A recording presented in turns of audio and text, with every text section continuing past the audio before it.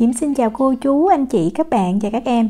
Nem nướng luôn thật là hấp dẫn, nhưng mà khi ăn thường mình lo cái phần mỡ ở trong nem nhiều, không tốt cho sức khỏe. Thì hôm nay Diễm chia sẻ một công thức nem rất là ít mỡ nhưng mà vẫn béo thơm, không hề bị khô.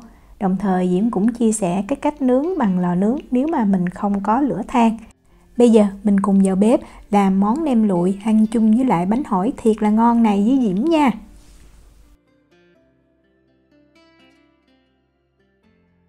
Món nem này làm rất là nhanh và đơn giản. Thì bây giờ mình sẽ đi làm cái nem nướng trước. Diễm có 3 gram muối nha. Mình cho vào trong một cái chén hoặc một cái ly nhỏ. Tiếp theo là 10 gram đường. Cách đo bằng muỗng thì Diễm ghi ở phần miêu tả video. 4 gram bột nêm gà. Nếu không có thì mình thay bằng bột nêm thường. 1/5 muỗng cà phê bột nổi. Thì bột nổi đó mình không muốn cho cũng được, nhưng mà cho sẽ làm cho nem nó dai hơn. Đây là cái hiệu bột nổi mà Diễm dùng, và Diễm lưu ý là mình nên sử dụng bột nổi double acting, là bột nổi mà mình sử dụng trong làm bánh thôi, không phải bột nổi Alsa. Để cho nem nó thơm hơn á, thì Diễm có 30 gram sả, mình sử dụng cái phần trắng của sả nha. Bây giờ mình sẽ giã cho cái phần sả này nó dập ra, nó sẽ thơm hơn. Đó, mình giã như vậy là được. Diễm cho vào đây 1 muỗng canh là 15 gram nước thật là lạnh ha. Rồi bây giờ mình dùng tay á, mình bóp cho những cái tinh chất trong sả đó nó ra. Rồi mình vắt lấy cái nước này nha. Vắt cho thiệt là ráo luôn. Lượng nước sả này mình sẽ thu được là khoảng 1 muỗng canh luôn. Mình cho vào trong cái hỗn hợp nguyên liệu khô. Để cho nem nó có cái vị béo hơn á, thì Diễm sẽ cho thêm 12 gram dầu ăn là 1 muỗng canh. Rồi bây giờ mình sẽ khuấy cho những cái nguyên liệu này nè nó đều với nhau cho tới khi mà mình thấy cái hỗn hợp này nó hơi sệt luôn đó. Như vậy là được. Để sang một bên, bây giờ Diễm đi giới thiệu về thịt. Thịt á, thì mình sẽ sử dụng thịt xay sẵn, thịt heo ha, cho nó tiện. Thì cái hộp thịt này Diễm mua ở trong Kiwi nha. Và mình lựa thịt không có muối và nước. Cái ngày mà sử dụng thịt đó, càng trễ thì càng tốt, tại vì là thịt tươi, thịt mới đó. Lượng mỡ của thịt đó là 9%, như vậy là vừa đủ ngon. Và một gói thịt như vậy là 400 gram. Hoặc là mình cũng có thể mua thịt xay hiệu khác cũng được, như cái gói này Diễm mua ở Mini nè. Thì mình xem nó cũng không có muối và nước, cái lượng mỡ nó cũng giống nhau là 9%, và một hộp như vậy cũng là 400 gram. Diễm sẽ cho 400 gram thịt heo này vào trong một cái túi. Cái túi này thì là túi đông đá nha. Diễm mua ở trong Mini hoặc là trong Kiwi cũng có. Cái túi này thì nó đơn giản và Diễm thấy nó rất là tốt. Cho thịt vào trong túi rồi á, thì mình sẽ khuấy lại cái hỗn hợp gia vị á, rồi mình cho hết vào luôn. Sau đó mình sẽ bóp cho thịt nó thấm đều cái hỗn hợp gia vị. Thịt mua về nếu mà không làm liền thì mình cứ cất vào trong tủ lạnh nha. Lúc bóp đây thì mình thấy thịt nó cũng rất là lạnh. Sau khi bóp đều thì mình dàn thịt ra cho nó mỏng. Lưu ý là mình làm nhanh ha, giữ cho thịt lạnh. Và cái độ dày khoảng 1 cm. Diễm chia sẻ kỹ tại vì cái thời gian bây giờ mình cất vào trong tủ đông đá nha là 60 phút. Thì Diễm thấy lúc mình lấy ra mình làm nem rất là vừa. Nếu mà mình làm cho thịt nó mềm hoặc là nó cứng hơn khi mà đông đá thì cái nem Diễm thấy nó sẽ có cái độ dai khác nhau. Nếu mà mình thích nem có cái màu đẹp hơn thì mình thay 1 muỗng canh dầu ăn bằng 1 muỗng canh dầu màu đều. Dầu màu đều tức là hạt điều màu đó. Mình cho vào trong dầu, mình bắt lên bếp để cái lửa nhỏ và mình thắng thì nó sẽ ra được cái màu như vậy. Cái này là tùy mình thích nha. Diễm cũng muốn chia sẻ thêm để cho mình có nhiều cái sự lựa chọn đó. Cho dầu màu đều vào thì mình cũng khuấy ra cho hỗn hợp nó sệt như vậy. Rồi mình cũng cho vào trong thịt để mình ướp. Thì có dầu màu đều lúc mà mình ướp thịt như vậy mình dễ thấy là nó đều hơn, tại vì cái màu nó thấm trong thịt nè. Rồi mình cũng dàn mỏng rồi mình cất vào trong tủ đông đá 60 phút thôi.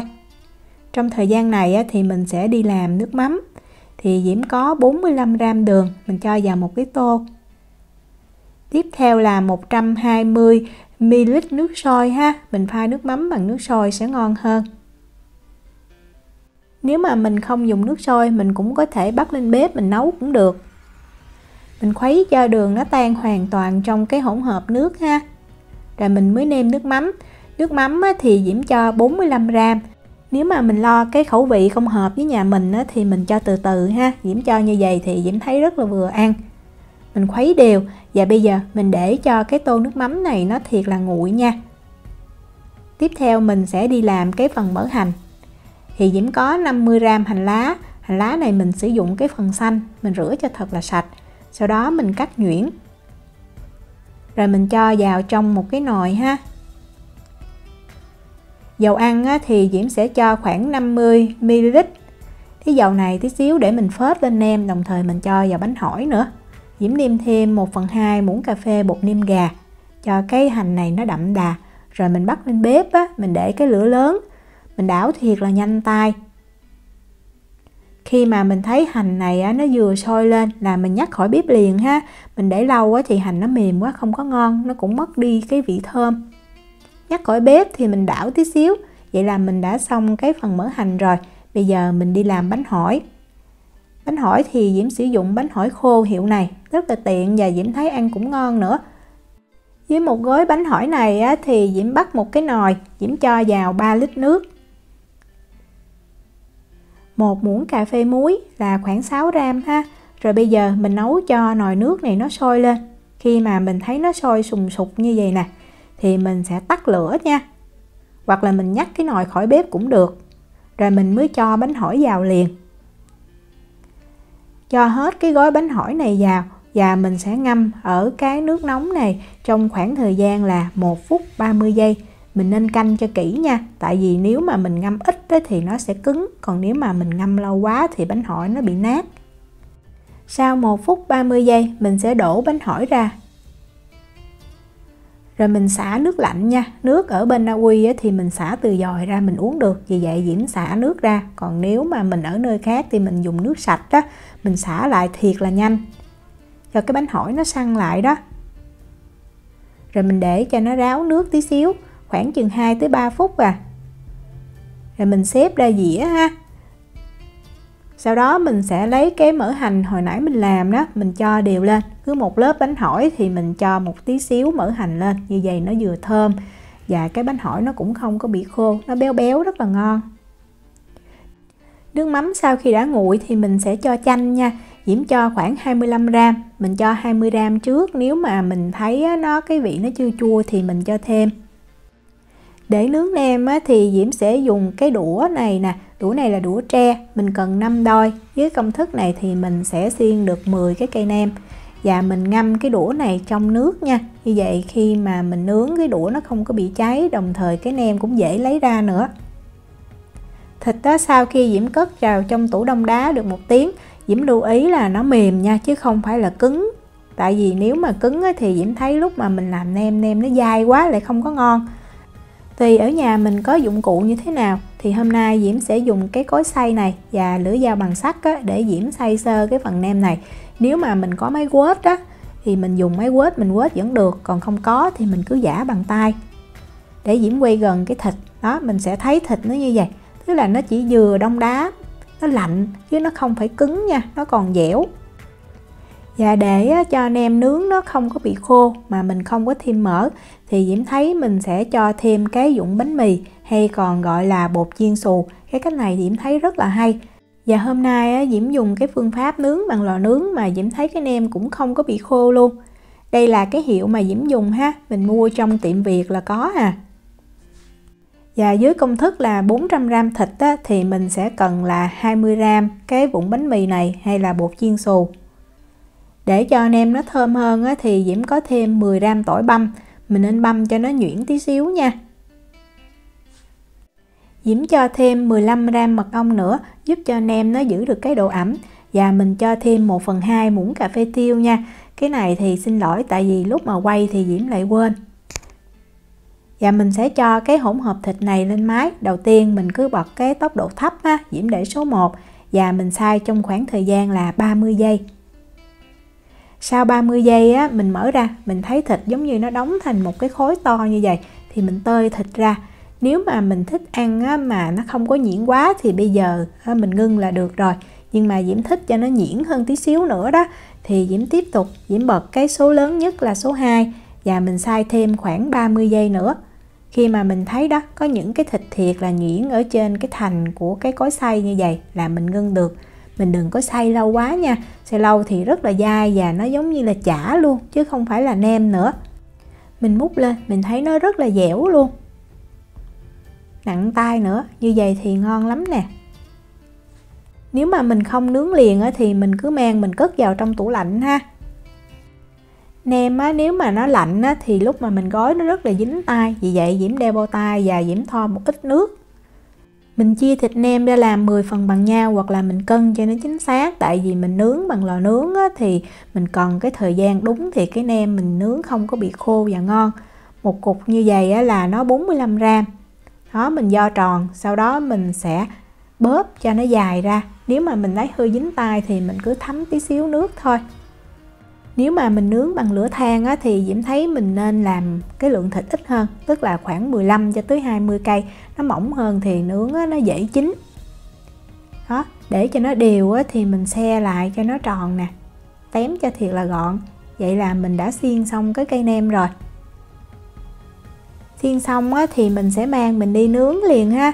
Và lò nướng mình phải làm nóng lò trước. Tùy mỗi cái lò nướng nó có những cái chức năng gì, thì lò của Diễm Diễm sẽ sử dụng cái chức năng nướng mà có quạt. Đó, chức năng này. Và mình sẽ bật cái nhiệt độ là 250 độ C, 482 độ F mình nướng ở cái lửa cao cho thịt nó chín nhanh, nó không có bị khô. Trong thời gian này mình sẽ đi pha cái hỗn hợp phết lên nem. Thì Diễm lấy cái dầu hành hồi nãy đó, Diễm cho 1/2 muỗng canh, như vậy mình phết lên nó sẽ thơm. Tiếp theo là 1 muỗng canh nước tương, Diễm dùng nước tương hiệu Maggi. 1/2 muỗng canh mật ong, có ngọt như vậy thì mình nướng cái nem nó mới mau vàng. Rồi mình khuấy cái hỗn hợp này cho thiệt là đều ha. Để nướng thì Diễm sử dụng cái dĩ nướng có rãnh như vậy. Còn nếu mà mình không có thì mình cứ xếp lên cái dĩ bình thường mình nướng cũng được, nhưng mà nướng có rãnh như vậy thì nó sẽ chín đều hơn. Với cái lượng nem này là 10 cây thì Diễm nướng một lượt luôn. Mình có thể nướng 20 cây nem cũng được. Mình cứ xếp đều quan trọng là mình chừa cho nó có một cái khoảng trống để nó được chín vàng đều thôi. Sau đó mình sẽ lấy cái hỗn hợp phết nem đó, mình khuấy lại cho nó thiệt là đều và mình phết lên trên. Phết đều hết mình phết lên cái mặt trên trước, là mình nướng xong một lần mình mới lấy ra mình phết cái mặt dưới. Sau khi phết xong rồi thì mình sẽ mang mình đi nướng liền luôn. Đặt vào trong lò nướng thì Diễm để ở cái rãnh thứ hai của lò, hoặc là mình để ở rãnh giữa của lò đều được. Và mình nướng ở cái nhiệt độ 250 độ C này trong khoảng thời gian là 3 phút tối đa nha, hoặc là 2 phút rưỡi cũng được. Tại vì Diễm đã canh thời gian rồi, mình nướng mà lâu quá thì sẽ làm cho nem nó bị khô. Sau 3 phút thì mình lấy ra và mình trở cái mặt nem.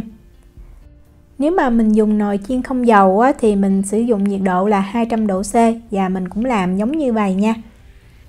Đó, mình trở và mình lấy cái hỗn hợp phết mình phết lên giúp cho nem cái màu nó đẹp hơn. Còn nếu mà mình nướng bằng lửa than thì mình phết một lần Diễm thấy cũng đủ rồi, tại vì lửa than nó nướng nó dễ dàng hơn và nó cũng thơm nữa. Sau đó mình sẽ mang và mình nướng thêm một lần nữa, cũng để ở rãnh giữa của lò 250 độ C trong vòng thêm 3 phút là Diễm thấy nem nó vừa chín ngon. Nem này nướng xong thì mình ăn liền Đó, mình để lên trên bánh hỏi như vậy nè. Và mình lấy cái mỡ hành hồi nãy mình làm mình cho lên vừa thơm mà giúp cho cái cây nem nó không có bị khô. Và mình nên có thêm đậu phộng rang nha. Đậu phộng rang mình giã ra, mình cho lên trên. Ăn kèm với lại cái nem lụi và bánh hỏi này, mình cần có thêm rau thơm nữa nha. Thì rau Diễm đã chuẩn bị sẵn ở đây. Diễm có xà lách nè, húng lủi nè, tía tô, rau diáp cá, mình có húng cây cũng thơm lắm nha. Nước mắm khi ăn thì mình sẽ cho vào 1 muỗng canh tỏi băm.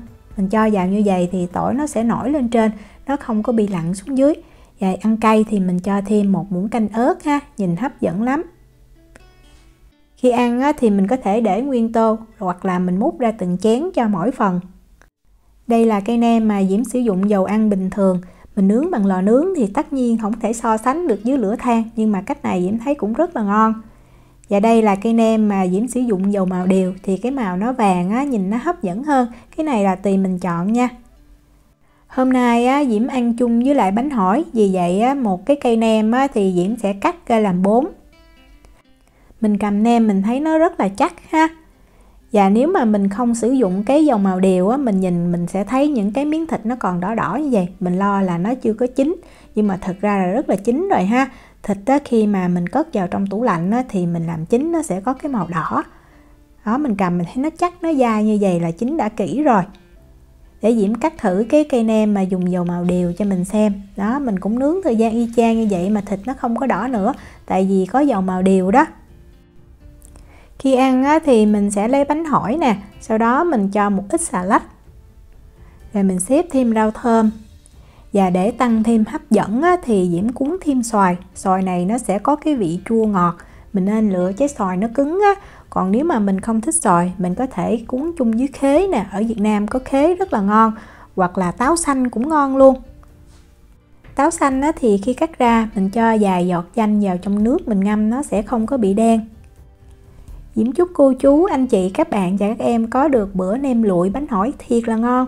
Nếu mà có thắc mắc gì thì cứ để lại lời nhắn là gửi tin nhắn cho Diễm. Diễm cảm ơn sự quan tâm theo dõi video rất là nhiều. Hẹn gặp lại trong những video tiếp theo. Chào tạm biệt.